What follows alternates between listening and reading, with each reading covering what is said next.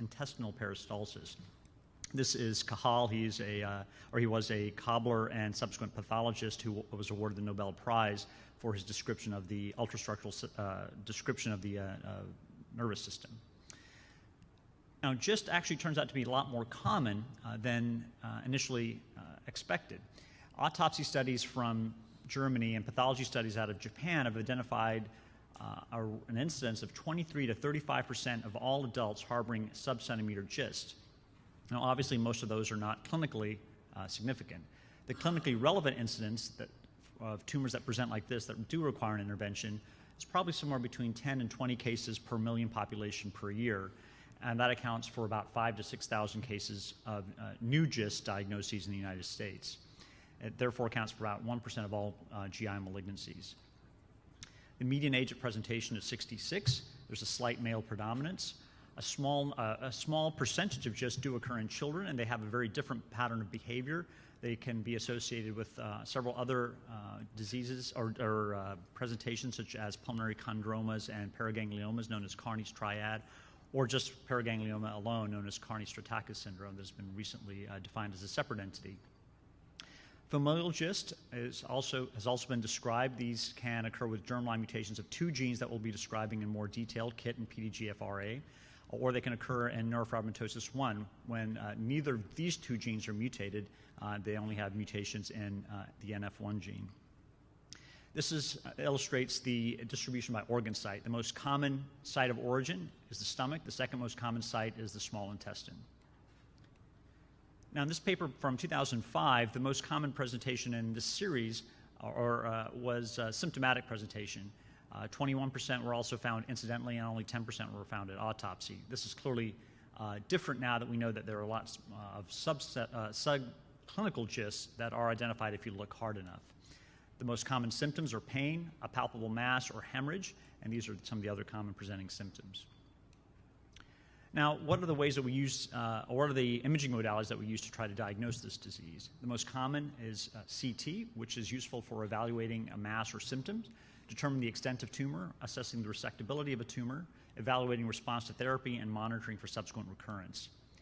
Small GIST can tend to be typically well circumscribed, homogeneous in appearance, and have enhancement of the enhancement of either an intraluminal mass here, or potentially an extraluminal projection off of a visceral structure. Larger GIST can be more heterogeneous in appearance with central necrosis or hemorrhage, like this one here with irregular borders and extraluminal growth. Now, a lot has been written by PET scan, and much of that has been perpetrated, unfortunately, by many of the institutions represented here, but we actually don't use it as commonly as it was initially reported. The utility is to determine the extent of disease, particularly when you have an ambiguous lesion that could be either a tumor or, a site of metastasis, or possibly some unopacified loop of bowel. You can evaluate response to therapy, but again, is not necessarily needed for that. You can identify emergence of resistance to therapy if you are concerned about growth of a particular lesion seen on CT, but we actually rarely use these in routine clinical practice nowadays. The appearance is shown here. There's metabolic activity identified by the accumulation of this radioactively labeled glucose, and you can see here that there is uptake in several normal organs, including the kidneys here and in the heart, but all these areas of uptake shown here in a bright color are areas of a primary GIST here with metastases into the liver and into other peritoneal sites. And this is on planar imaging or axial imaging. You can see the liver metastases. And after therapy, you only have the normal sites that are, and someone who's responding, the normal sites in the kidneys and the heart lighting up, but all these other areas become metabolically inactive or quiescent. Is there a need for a biopsy? And this is something that can be debated. EUS may be helpful to determine the size and extent of submucosal lesions, but it is by no means necessary as a routine test in many patients, or most patients. Furthermore, an FNA, or fine needle aspiration, is also not consistently useful. But if it is obtained, the morphology, immunohistochemistry, and RT-PCR are techniques that you can use for a small amount of tissue to help identify whether or not this is a GIST. Core needle biopsies may also be obtained. They are biopsy techniques of one or the other variety are useful when, or really are necessary when you need to do a are considering preoperative therapy. There is, however, a risk of rupture, hemorrhage, or dissemination, and therefore we don't necessarily need to have these routinely, particularly in primary disease. However, if you suspect something such as lymphoma in your differential or something, or a carcinoid or other malignancies, if you're considering neoadjuvant therapy or trying to confirm the presence of metastasis, then a biopsy is necessary. The three key prognostic factors that are well known are tumor size, tumor site of origin, with gastric origin being more favorable than small intestinal origin, and mitotic count measured per 50 high-powered fields.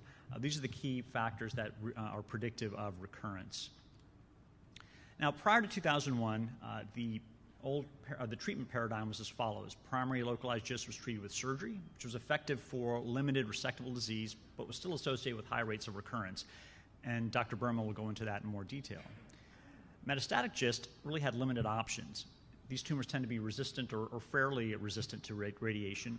The response rates to traditional chemotherapy are very low, and the median survival was less than 18 months. The role of surgery in patients with advanced disease was really limited to palliation. Two key breakthroughs have really redefined the way we treat this disease.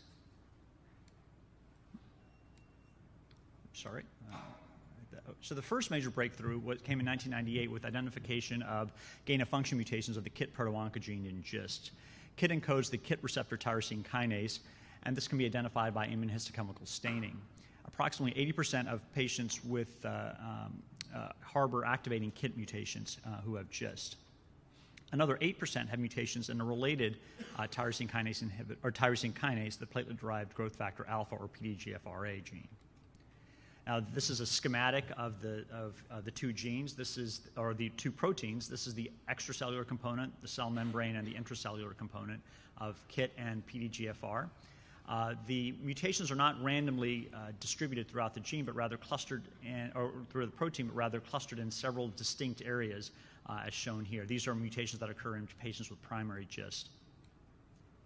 The second major breakthrough was the development of tyrosine kinase inhibitors. Imatinib mesylate, or Gleevec, is a selective inhibitor of KIT, and it was first used in CML in patients who had BCR-ABL mutation or rearrangement. And the second agent is Sunitinib malate, or Sutent, a multi-targeted kinase inhibitor that not only targets KIT and PDGFR, but also VEGF, as well as several other tyrosine kinases. These are relatively safe, well-tolerated, orally available agents, and these are the only two FDA-approved drugs for this disease. Imatinib is FDA-approved for both metastatic disease as well as, you'll hear from Dr. Berman, for the adjuvant therapy in patients with resected primary disease, and Sunitinib is approved for use in patients who are resistant to or intolerant of imatinib with metastatic disease. Now, the way this works is that in normal KIT signaling, you have this is the intracellular component, and a substrate such as PI3 kinase needs to be phosphorylated by the kinase. And the way this happens is that the ATP binds to a domain within the protein, phosphorylates the downstream protein, and that leads to downstream signaling. This leads to subsequent proliferation and survival.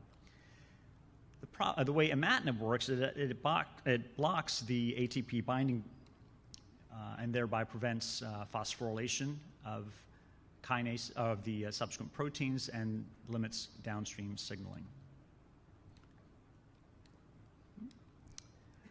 And so what happens is you give a drug like imatinib, and as we saw with the prior PET scan image, you can just essentially shut down the sites of disease that were otherwise metabolically active. It doesn't mean that these tumors are gone, it just means they're metabolically inactive after administration of this drug. So once these drugs were found to be effective in a few patients in early trials, there were two large phase 3 trials that were launched, one in the United States and one in Europe, and they were designed identically for a subsequent pre-planned meta-analysis.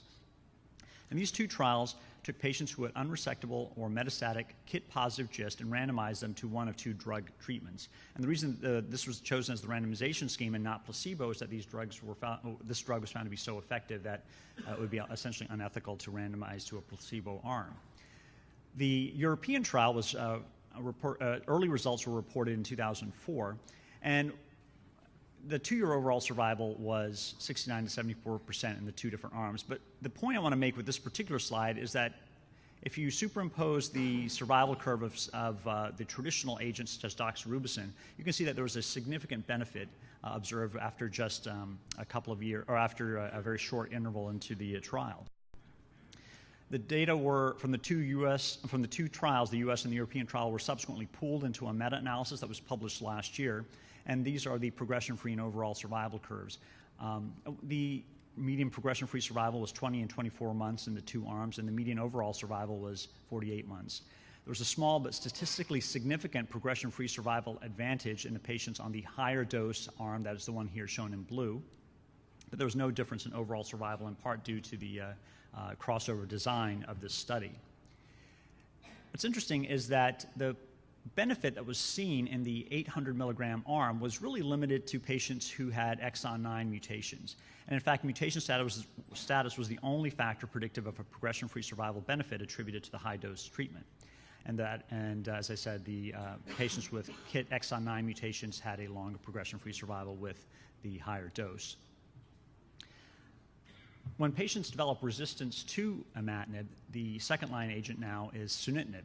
And this was the trial on which Sunitinib was approved for this indication. This was a randomized, placebo-controlled trial of patients who were resistant to or intolerant of Imatinib, and they were randomized in a 2-to-1 ratio to 4 weeks of Sunitinib followed by 2 weeks off at a 50 milligram per day dose, or a placebo arm. And there was a crossover allowed again here. And the data published in Lancet in 2006 showed that there was a benefit in progression, in terms of progression-free survival or time to progression in the Sunitinib arm compared to placebo. And there was, despite the fact that there was crossover allowed, there was also a benefit in overall survival.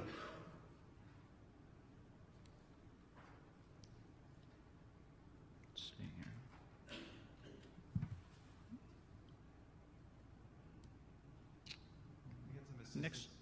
Next slide, please. Okay, great.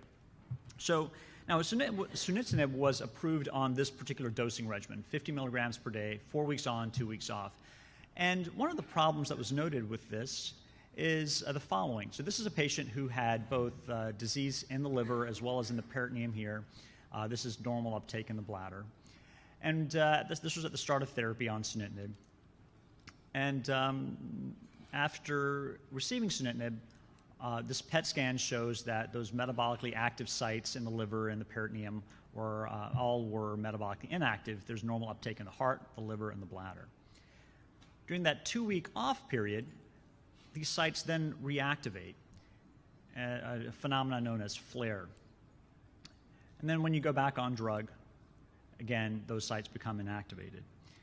And if you measure the maximal uptake at these sites, what you can see is that there is clearly a difference in metabolic activity when you're on drug, when you're off drug.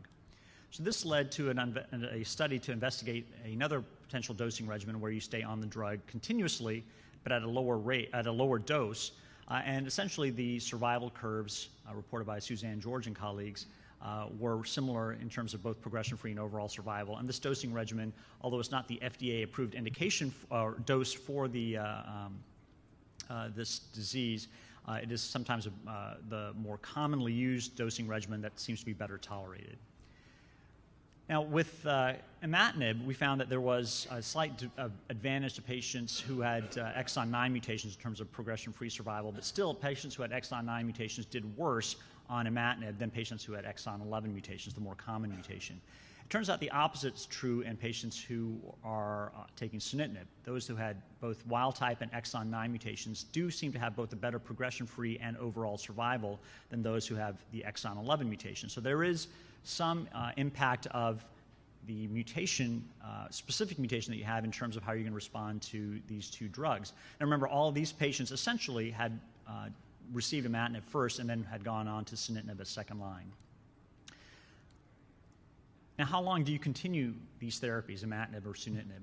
The French have put together a randomized trial of Imatinib dose interruption, and they've stopped or continued Imatinib after 1, 3, and 5 years of therapy in the setting of advanced disease.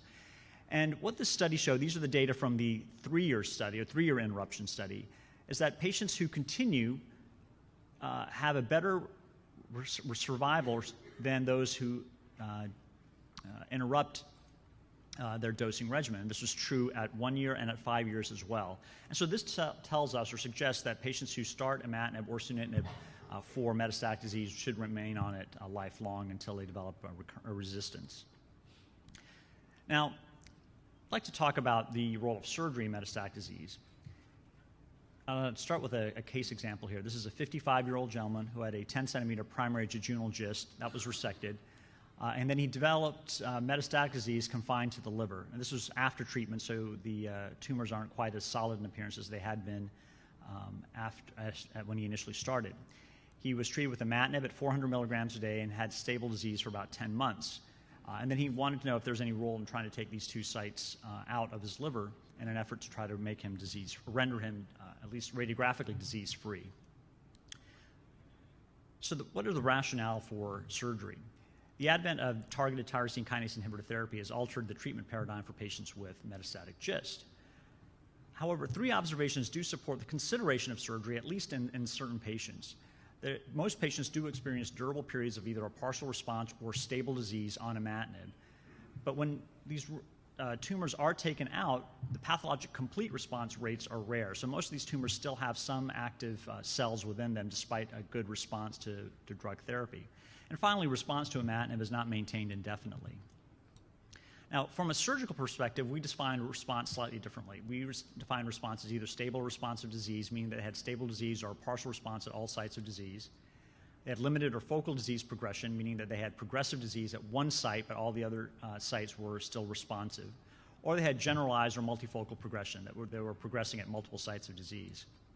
And what do I mean by that? So this is a person who had what we would call responsive disease. This is a woman who had a very large pelvic cyst, was treated with Imatinib for 1 month, and we see a very dramatic shrinkage in the size of the tumor. This is just a color CT. Multifocal progression is shown in this example. There's a gentleman with multiple liver lesions, and even on Imatinib therapy, these lesions continue to not only grow, but the patient also continues to develop new liver lesions seen here. So several institutions, including ours, have looked at our experience in operating on patients with metastatic GIST. And what we've found is that there seems to be a difference in the survival of patients depending on how they respond to drug. These numbers here show the number of patients or the percentage of patients in our total cohorts that were responsive at the time of surgery, and these numbers show the ones that were progressing at the time of surgery. And finally, this shows that we were able to get anywhere from 50 to 90, greater than 90% total disease eradication surgically. And what we found in our series, and the studies from Di Matteo et al. From Memorial Sloan Kettering and from Gronchi et al. From the Milan group, essentially had superimposable survival curves. And what we found was that patients who had stable disease at all sites of surgery had a better progression-free survival than those that were progressing at one site or those that were progressing at multiple sites. When we looked at overall survival, this difference here was not statistically significant, but clearly those that were progressing at multiple sites did not survive very long and probably derive almost no benefit, if at all, from surgery other than for symptomatic progression. So this gentleman underwent resection of his 2 liver lesions and remains disease-free now 6 years out. So what we learned from our early experience in patients with metastatic GIST who underwent surgery is that response to Imatinib at the time of surgery correlates with resectability, progression-free and overall survival, and the best candidates for surgery may be those with some response or ongoing response at the time of surgery. The role of surgery in patients who have progression at one site is a little bit more unclear, although the overall survival does not seem to be all that different from this cohort. But this represents really a minority of patients, and the majority of them really probably do not benefit from surgery in general. However, what we do not know is whether this strategy of adjuvant cytoreductive surgery really adds any benefit to staying on Imatinib alone. So surgery here is really the adjuvant therapy for the more important therapy, which is drug therapy. And until we do more controlled either trials or studies, we can't really answer that question. So we offer it to patients on a case-by-case basis. So in conclusion, GIST is the most common mesenchymal neoplasm of the GI tract. The key prognostic factors predictive of recurrence are size, primary site, and mitotic count. Until recently, prognosis was generally poor. Most patients with GIST harbor mutations of the KIT and PDGFR genes encoding tyrosine kinase receptors. And tyrosine kinase inhibitor therapy, that is Imatinib and Sunitinib, have proven to be remarkably effective in improving progression-free and overall survival. Imatinib is first-line therapy for patients with metastatic GIST. Sunitinib is the standard second-line agent in patients with metastatic GIST resistant to or intolerant of Imatinib. The TKI therapy should be continued indefinitely, and surgery may be considered in patients who are responding to therapy, but it remains unclear whether surgery adds really any benefit to drug therapy alone. Thank you.